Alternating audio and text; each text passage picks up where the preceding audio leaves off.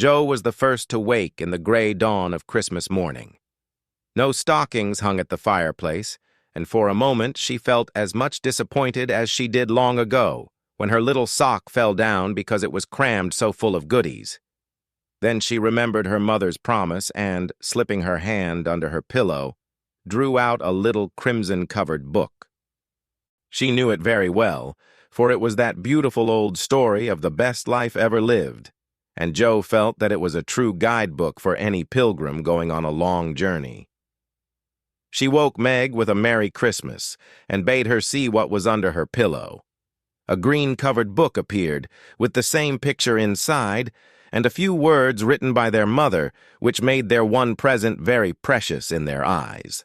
Presently, Beth and Amy woke to rummage and find their little books also, one dove-colored, the other blue, and all sat looking at and talking about them, while the east grew rosy with the coming day.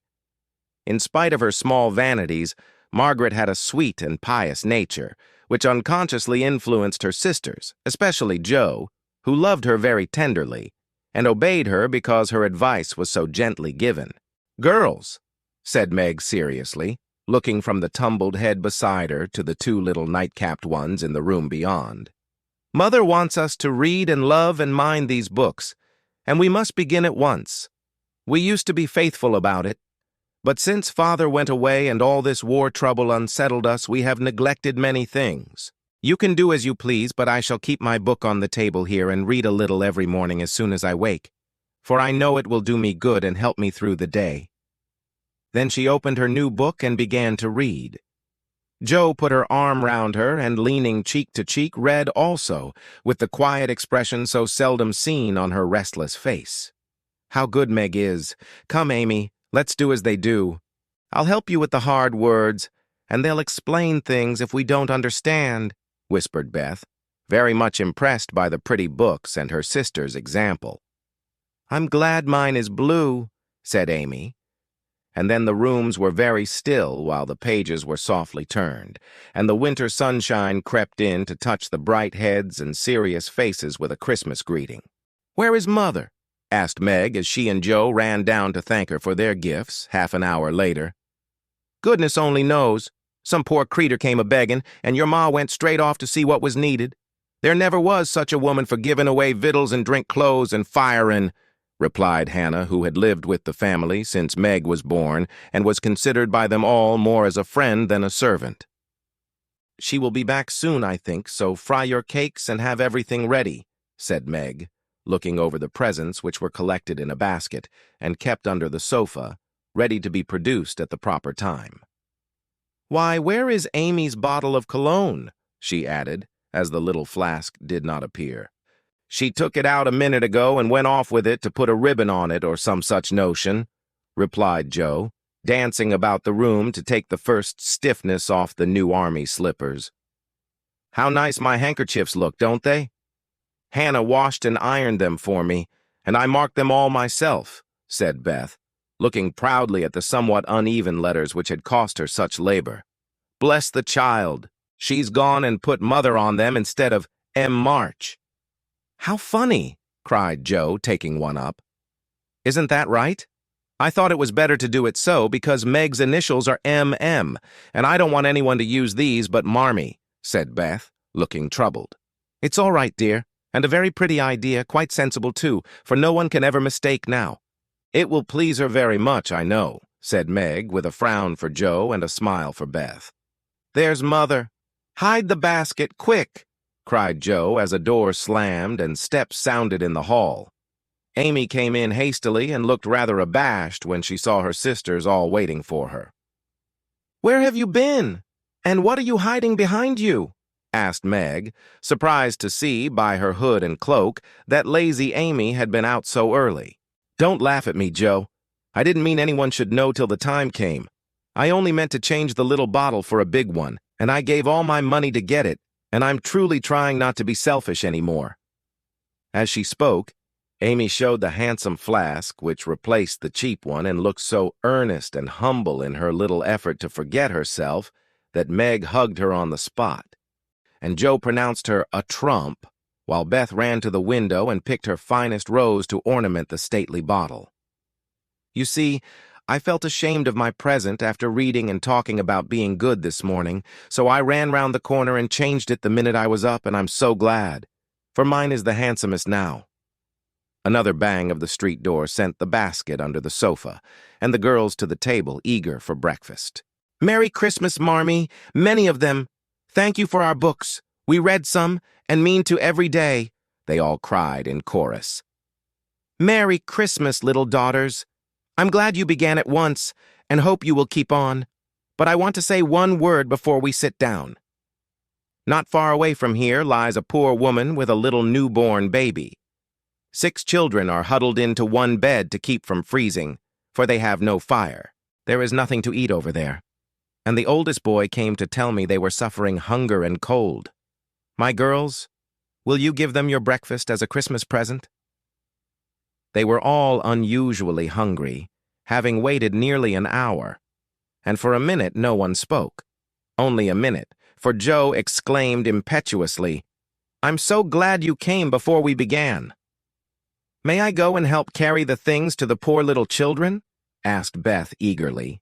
"I shall take the cream and the muffins," added Amy, heroically giving up the article she most liked. Meg was already covering the buckwheats and piling the bread into one big plate. "I thought you'd do it," said Mrs. March, smiling as if satisfied. "You shall all go and help me, and when we come back we will have bread and milk for breakfast and make it up at dinner time." They were soon ready, and the procession set out. Fortunately, it was early, and they went through back streets, so few people saw them, and no one laughed at the queer party. A poor, bare, miserable room it was, with broken windows, no fire, ragged bedclothes, a sick mother, wailing baby, and a group of pale, hungry children cuddled under one old quilt, trying to keep warm.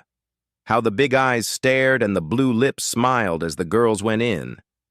"Ach, mein Gott! It is good angels come to us," said the poor woman, crying for joy.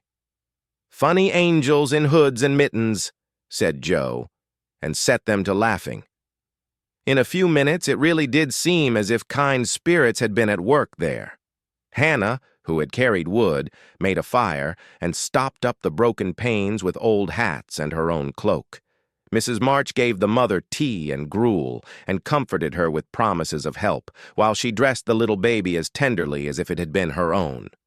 The girls, meantime, spread the table, set the children round the fire, and fed them like so many hungry birds, laughing, talking, and trying to understand the funny, broken English. "Das ist gut! Die Engelkinder!"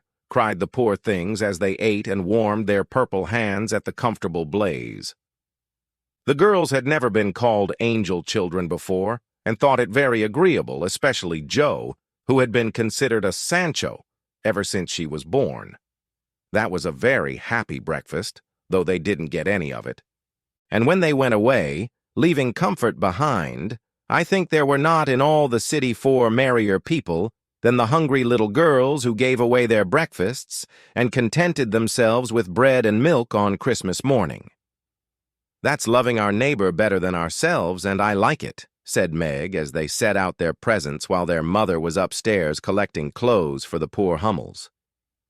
Not a very splendid show, but there was a great deal of love done up in the few little bundles.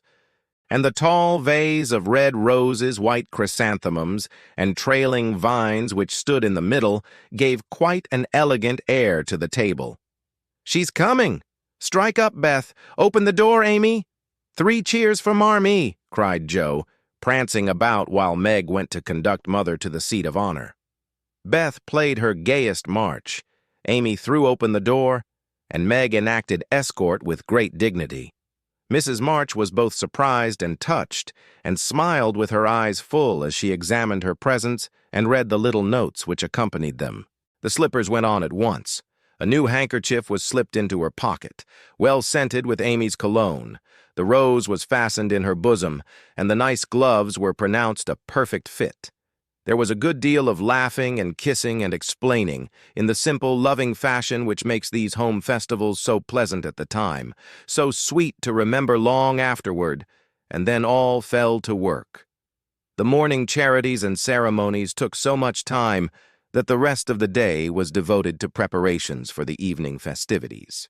Being still too young to go often to the theater and not rich enough to afford any great outlay for private performances, the girls put their wits to work, and necessity being the mother of invention, made whatever they needed. Very clever were some of their productions: pasteboard guitars, antique lamps made of old-fashioned butter boats covered with silver paper, gorgeous robes of old cotton glittering with tin spangles from a pickle factory, and armor covered with the same useful diamond-shaped bits left in sheets when the lids of preserved pots were cut out. The big chamber was the scene of many innocent revels. No gentlemen were admitted, so Jo played male parts to her heart's content and took immense satisfaction in a pair of russet leather boots given her by a friend who knew a lady who knew an actor. These boots, an old foil and a slashed doublet once used by an artist for some picture, were Jo's chief treasures and appeared on all occasions. The smallness of the company made it necessary for the two principal actors to take several parts apiece, and they certainly deserved some credit for the hard work they did in learning 3 or 4 different parts, whisking in and out of various costumes, and managing the stage besides.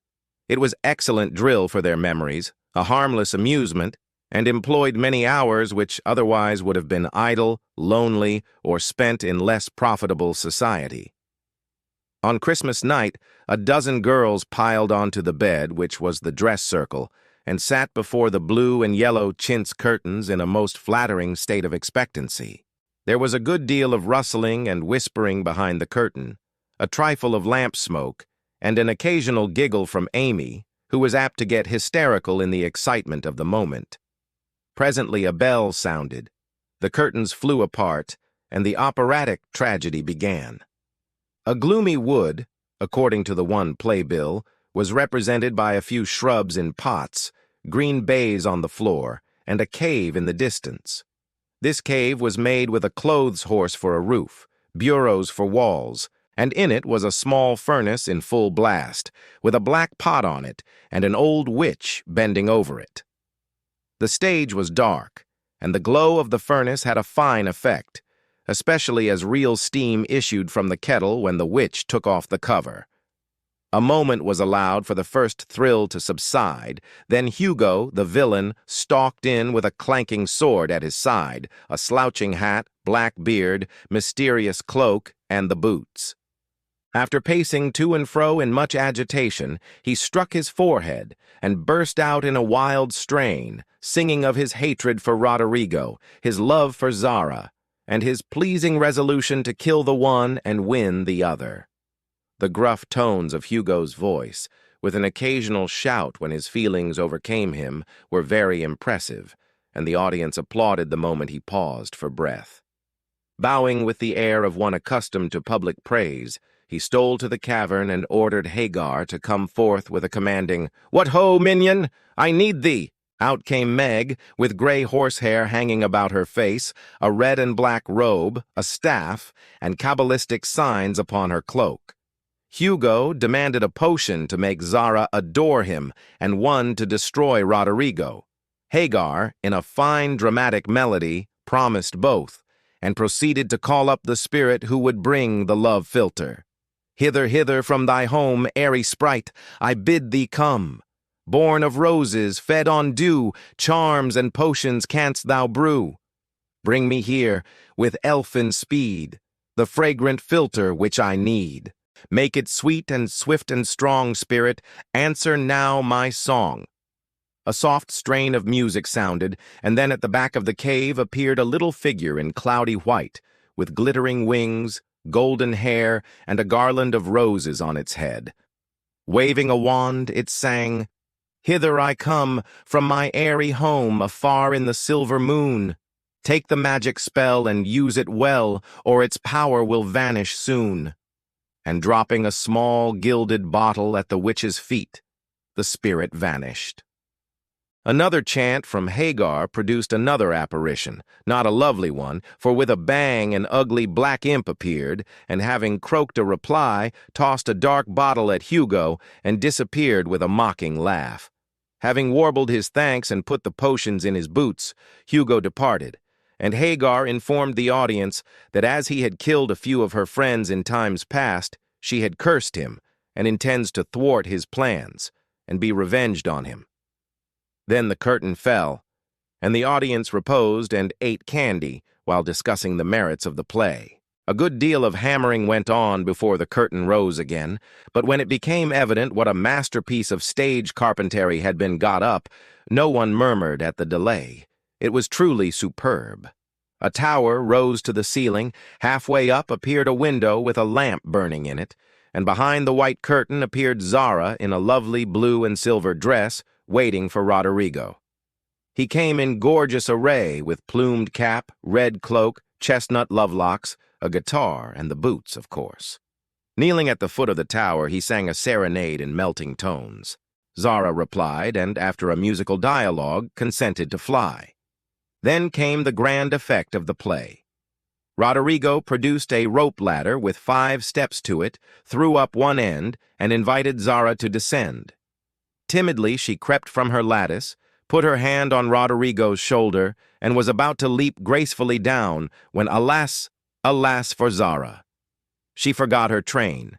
It caught in the window, the tower tottered, leaned forward, fell with a crash, and buried the unhappy lovers in the ruins. A universal shriek arose as the russet boots waved wildly from the wreck, and a golden head emerged, exclaiming, "I told you so! I told you so!" With wonderful presence of mind, Don Pedro, the cruel sire, rushed in, dragged out his daughter with a hasty aside. "Don't